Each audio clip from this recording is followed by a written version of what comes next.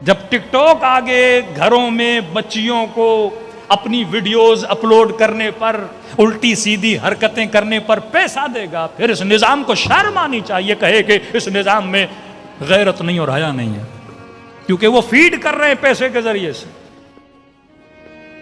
पहले वो बाप गैरत भी खाता था कि बीवी की कमाई कैसे खाऊं, बेटी की कमाई कैसे खाऊं। फख्र आ गया और बेटी घर में बैठे बैठे 4 वीडियो बना के अगर हजारों डॉलर कमा रही है तो बाप का क्या जाता है, वो भी बेगैरत बन जाता है।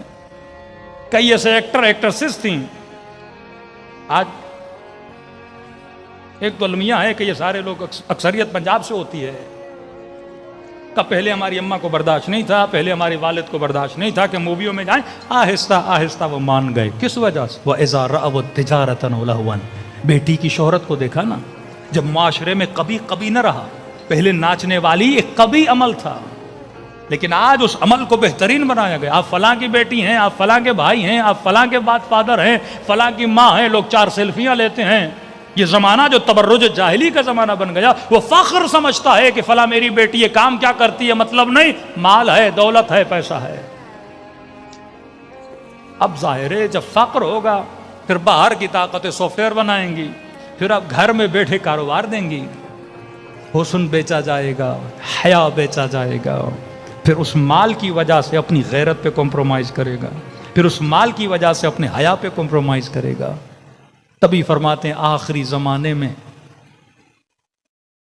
सुबह घर से निकलेगा तो मोमिन होगा, वापस घर आएगा तो काफर होके जाएगा। फरमाया आखिरी जमाने में आग के अंगारे को हाथ पे रखना आसान होगा, लेकिन अपने ईमान को बचाना बड़ा मुश्किल होगा।